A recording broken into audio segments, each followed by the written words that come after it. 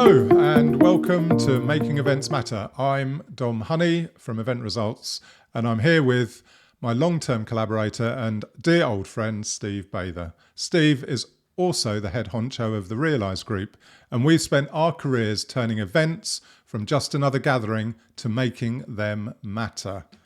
In the last episode, we discussed the speaker experience, so today we're talking about the attendee experience. Hello, Steve. Excellent. Hi, Dom. How are you? I'm just going to start with a bit of a challenge, because one of the things that we talk about in our event design is participants rather than attendees, just because it gives us a much more a sense that we are primarily there for their active participation, their integration into the event. So the whole design principle starts with, what is the experience for our participants, and how can we ensure that they have maximum return on investment and best value from attending the event? Definitely. So rather than me kicking off with what are our overall objectives for the attendee experience, let's rephrase that and ask, what are your objectives for the participant experience? Well, first of all, you have to know exactly who your participants are, what they represent, what kind of backgrounds, what they're looking for. And of course, however you sort of divide up the participant group, there's going to be multiple types of people who want to attend a particular event. And I think what we do is ask what's in it for them. So we look specifically at their needs, we look at the outcomes, the objectives, the overall purpose of the event, and we make sure that's aligned in some significant way to the individual participants. And then perhaps we can make all sorts of assessments about, do we invite participants for the whole event? Do some participants come for some of it? Do we engage people in the main room and have subsequent breakout rooms and things, so that people can get into specific topics that they're interested in more depth? So it's about really understanding what that participant behavior is, and what's in it for them, and what they're looking for throughout the duration of the event. Yeah, absolutely. And that's very high level. And if I can delve down into a little bit from what I'm trying to achieve when we work together and when we work with clients, is I want to achieve great collaboration. I want the attendees to be able to collaborate. I want them to be able to interact extensively, both with one another, but also with speakers and you as the host. And I want to enable that interaction on a session by session basis. And I don't want to overload them with hour-long presentation. So I want to keep the content sharing on point, but I want the attendees to be able to question and discuss and work together, either as a whole group or in table groups or in specialist topic area breakouts, for example.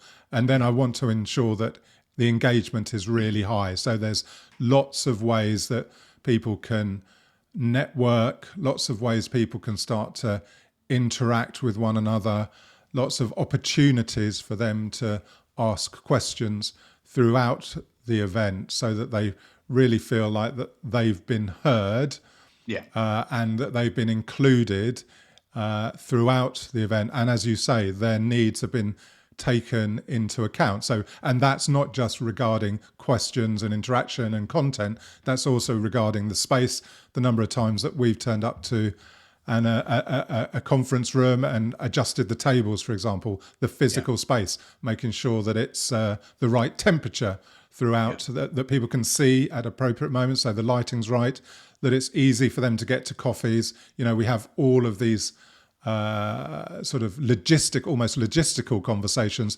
about the audience's needs, because I think it's quite easy for clients or event owners that we work with to focus on the speakers and getting the content done and making sure the right people are in the room. But then it's our job to ensure that not only all of that is taken account of, but that the participant experience, the physical experience, as well as the almost the emotional experience is handled, and that we're going to meet their needs for attending the event as well. Yeah. I think you're absolutely right. And I don't think there's been an instant ever where you or I have walked into an event room and accepted how it's been laid out. No. We've had some difficult, very late night conversations with event people from major hotels and so on, suggesting that we, change the format. But again, it's about the participants being as settled as they can and as focused and able to work.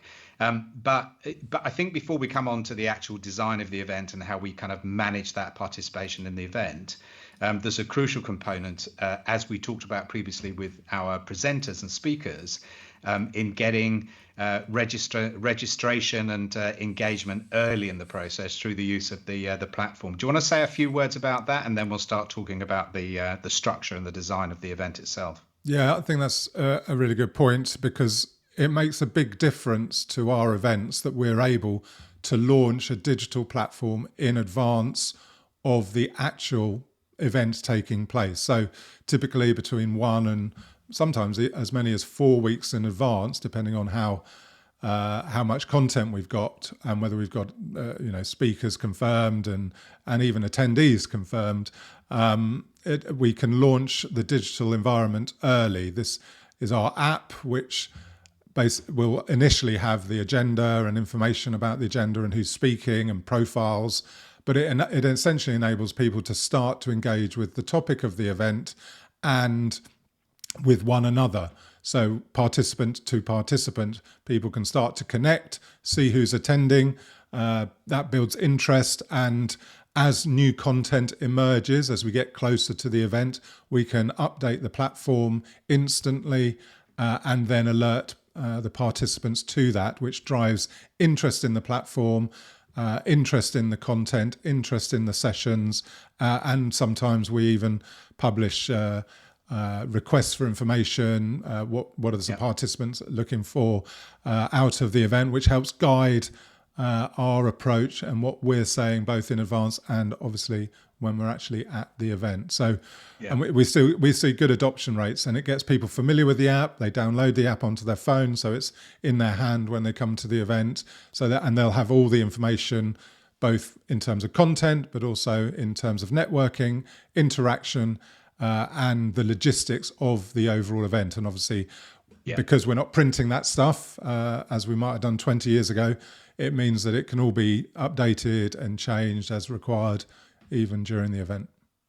That's a really interesting point about paper. Yeah, there's we produce very little paper now compared to what we did 20 years ago. But I think there are 4 really important points around that early engagement. First of all, it gets them registered on the platform so that they're also signing up to the T's and C's and the confidentiality, and we know that we have a secure way of communicating with the participants. And in previous podcasts, we talked about how we communicate with the presenters and speakers using the same format. So, the second point is that early engagement, so that they can look at the detail of each of the sessions, who's speaking, what they're speaking on, what their topics are, and the potential interest for them from that particular session, so they can start thinking about which perhaps parallel work stream they go to in advance. And thirdly, we know that people tend to pick up the papers for a conference the night before, or even as they're traveling on the day to the event. This is confident but quiet in terms of the formal communications we make to the attendees. They don't get their inbox flooded, and they get consistent reminders, and they're drawn into interest. But the final point is that they can actually also, through the forum, which is also embedded in the platform, ask direct questions and even potentially influence what the speakers might choose to prioritize in their presentation. So we've got that early engagement, and of course it takes time. Perhaps the second or third time people attend and participate in one of our events, they really get under the skin of the technology and the platforms and the pre-work that's available to them, so that they're coming fully prepared, and therefore have a much more deep and meaningful discussion and conversation, ask better questions of the presenters, and are more prepared to guide their experience through the event, and therefore maximize the return and the value they get from it. Yeah, absolutely. And maybe then let's start to talk a little bit then about the on-site experience. Obviously, we're assuming for this purpose of this case study, sort of an in-person event where we've got several hundred people turning up to an event, and they're all using their mobile phone to access the event content. What's different, though? I mean, lots of events these days have apps, of course, not necessarily with the comprehensive networking capabilities that we offer through the app, which is really valuable to attendees. But what do we mean when we talk about interaction and inclusivity? Let's talk a bit about the XLEAP platform. Yeah, and I think just before I get into that, I've just reflected on when we are running hybrid events, and we've got audience who are perhaps remote or in other hubs around the world. It's absolutely crucial that we keep to the timing of the agenda. And Dom, you're incredibly good and of course passionate about keeping people on time. But we've also experienced certain other cultures around the world where timekeeping is not perhaps the priority that some other cultures have. So we do find ourselves kind of herding people back into a room so that our online participants can kind of align with their expectations around what is coming up through the agenda. But it's all about the design. And as we've talked about in previous podcasts, again, a lot of the design comes from just an overall understanding about what the macro purpose is, and then what the specific objectives are from the event. And what we assume is that the days of people wanting and will be willing to sit through and watch 60, 90-minute presentations sometimes, are gone, and that we need and we must respect their need for much more interaction. So we have a number of principles.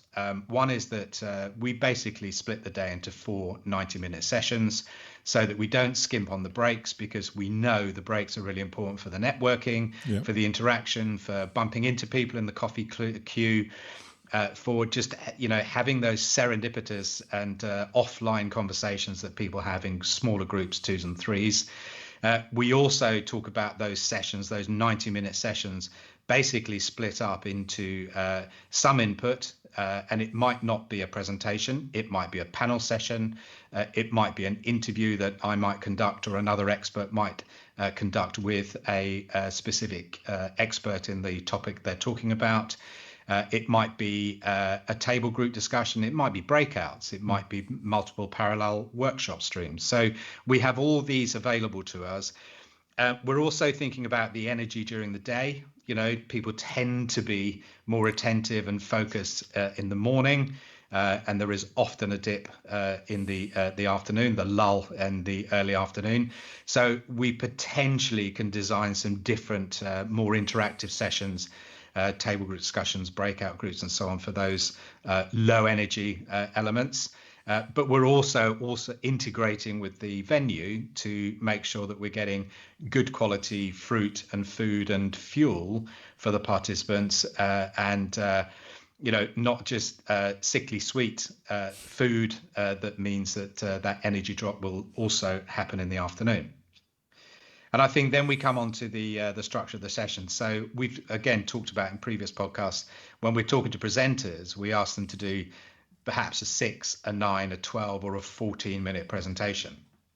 And we also set an expectation that they will have at least that time as a Q&A, either immediately after their presentation or perhaps after 2 or 3 presentations, where all those presenters can then be part of a panel, which we then present questions to.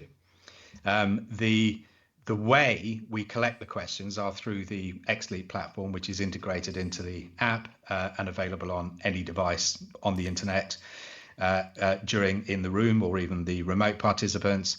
And we can either collect questions, comments, reflections, and or get the presenter to ask specific questions so that we get perspectives from the room or different ideas or different solutions, responses to different prompts that the presenter might build into their presentation. So we're already designing in that interaction. And just to say, when we talk about the timing, the 6, the 9, the 12, the 14 minutes, it's rare that people question the amount of, they always question the amount of time they've got, but we explain to them that we're trying to get them to deliver the 1 or 2 or 3 main points, and then give up to the audience to lead them through what else they need to know through the Q&A sessions. Yeah. And I might host that. There might be a specific expert with the knowledge of the content in the room who might talk about that, but we try and integrate that. And just to really formalize that, if you think about the TED Talk format, TED Talks rarely are longer than 14 minutes, and that's because it works, because you can deliver a really good set of information, a context and a concept in that short amount of time that is understood by people to the point where they then have questions that they will go and search for more. Yes, so exactly. I think that structure and that sort of the way of integrating that and the structured agenda, the feedback loop through the XLEAP platform all helps to enhance that participant experience. Yeah. Sorry, Don. That's okay. I think it's really interesting as you're talking. We are actually talking as we go through this podcast about the participant experience. I was thinking we would start leaning more easily into the digital side of things, the app that we use and the interactive platform XLEAP that we use. I thought we'd spend more time on that, but actually hearing us both speak as we go through it, we're actually talking more about behaviors and timing and the experience for participants being varied in terms of session styles, presentation styles, interaction, making sure that there is at least as much time for Q&A and discussion as there is for presentation. We're talking more about those sorts of design things as making a difference than it is just about the digital support tools that we deploy to improve inclusivity and collaboration and interaction. So it's actually really interesting to me that we've spent more time on the former than the digital latter as we've discussed this. But I think but that's probably because there are a lot of moving parts when it comes to the participant experience being excellent and we meeting our objectives. So interaction is not just about how you use an interactive platform like XLEAP to ask questions or give your feedback. Interaction is about what happens during the breaks. It's about what happens during table group sessions. It's about being able to facilitate brilliantly an audience of 150 people so that everybody who wants to have to say their piece to the speakers and the audience gets their chance, and being inclusive in an event and ensuring that people who have particular needs to sit near the stage, for example, or have a particular temperature, or their needs are heard and dealt with appropriately. So there's a lot of moving parts, I think, to ensuring an effective. I think that's a good challenge. I think we are so familiar as part of our role of presenting how we might support and design an event that we integrate whatever technologies there are, and there are hundreds of technologies out there. We tend to, as most people do, become utterly expert in one or two that gives us what we need from both the speaker and the participant point of view. But I think if we look a little bit more into that, what we need a tool, and the XLEAP tool we use has this anonymity in it. And it means that simultaneously during the presentation, we can capture questions, comments, reflections, ideas from the participants. which we then host the Q&A. So, for example, I would facilitate that process because I'm listening to the presentation, of course, which I will be familiar with, but I'm also looking at the questions and the topics that are coming in from the forum. And what we really notice is that the people who we would expect to hear from if we were just doing a manual event without the technology would be the same 4 or 5% of the participant group, always with a question, always willing to put their hand up and contribute. And of course, we love those people because they are the people who will step forward and and respond. But often they will fill in the silence, where the silence often gives people who are of a more reflective dispose to come in and think and formulate their thought and ask their questions. But the platform also gives everybody in the room equal opportunity to participate with their thinking and their thoughts. And remember, whatever group we're working with, there is multiple forms of hierarchy within that group, whether it be seniority in the organization, if it's a client company, whether it be their status as an academic, whether they're early career researcher, for example, talking to some eminent PhDs and professors on topics. Very rarely would you have somebody perhaps low down that hierarchy putting their hand up and asking a potentially difficult question that might expose a flaw in their understanding or something. But with the tools, those things can be flushed out. And the people who are most delighted by that, of course, are the presenters, because they can see the opportunity to go back and explain in more depth something that has obviously not landed as they would have wished it, or perhaps been misinterpreted or misunderstood by some of the participants. Yeah, anonymity is a key feature of XLEAP and the interaction that we can achieve at our events, whether they're in person or virtual or hybrid. We're coming to the end, Steve. 20 minutes has gone pretty fast, as ever. Let's just talk a little bit about post-event legacy and community building. So how we engage participants long after the event has ended. And obviously that is a key differentiator with our approach compared with how other events are typically run. And it's always been a challenge over certainly in my career, where clients have asked as well, we've done this great event, everyone's had a great experience, the participant experience has been outstanding, the feedback surveys have been off the charts, but people go back to their jobs and suddenly it's all over. So, and we don't hear anything again until the following year when the event kicks off again. So our approach, as you know, is to continue engaging with participants after the event. We do that on the app, on the platform. We transition attendees or participants to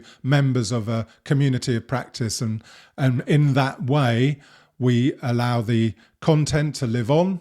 We enable a news feed, for example, so people can post updates and share the latest thinking, for example, on the event topic, and progress, and obviously can continue to network and message on the platform, etc., etc. So it remains fully functional, but then we also work with the client to release conference-related content, so reports, for example, or AI-generated summaries, that sort of thing. And then we can also go even further and start to interview key members of the audience, get their feedback either to the conference or facilitate a panel, that sort of thing, and release these videos over time, depending on the engagement length, and regularly update the community with via email, sort of newsletter style. So that maintains the interest, maintains the momentum generated by the event. And we tend to see, depending on the community, but we tend to see in excess of 30 to 40% of activity rate per month based on the community size. So we get really good engagement post-event. And our longest community, I think, has been running for over 3 years. So we really do try and work with the client, try and inspire them to think in the long term, think about the maintaining the momentum, increasing or maintaining engagement, and also getting ROI, maximizing the ROI from the expenditure of the event. It's really funny. I was reflecting that the initial brief, the first thing the client ever says to us is always about, it's got to be interactive, it's got to be engaging, it's got to have a legacy, and it's got to have a measurable value, or a return on that investment. And I think what we've done over the years is kind of, designed and built the approach to the technology and the design of the individual sessions and the participant experience to really fulfill that. And one of the opportunities we have, of course, because we're using the digital platform, and as you say, that kind of segues really nicely into this community of practice immediately following the event, but that gives us the conduit, that secure conduit to the participants to follow up on everything. So we rarely get the opportunity to go through all the questions that have been raised on all the presentations. So we invite the presenters to add responses, and we then can produce those as reports, which can then get fed alongside the videos, perhaps, of the sessions on the platform. But you also mentioned, and I think probably we should really do another podcast on this, the impact of AI and how quickly that's gone. We've talked about that in previous podcasts, but really this world is moving so rapidly. All the time. There are incredible things that we can now do with different elements of the content, so we can perhaps come to that. But I think that ongoing process of making the connections, making the kind of breakthroughs in thinking that happen at an event can very, very easily be carried on. There's no searching around for who was it I was talking to, what's their email address. You're connected on the platform. That's right. And getting a response a few days later from a presenter to your question that you can see alongside every other response is a really valuable thing, because it means that you can perhaps continue that dialogue. You know who's responded, and you can go back to them and perhaps network with them. And we know that people form groups and research groups and start working together and applying different technologies or different approaches and different solutions in other areas. So there have been some fascinating stories about what has started as a kernel during an event that has grown into a major research project with some real breakthrough results. And that is true participation from our audiences and what we aim for every time. So thanks, Steve. That's tremendous. We should just say to our listeners, if there is a particular topic you'd like us to cover or address in a future episode, please leave it in the comments, or any other feedback, please do leave us some comment, and we will see you next time. All feedback greatly received. Thanks, Steve. Yeah. See you again. Soon. Bye now. Bye.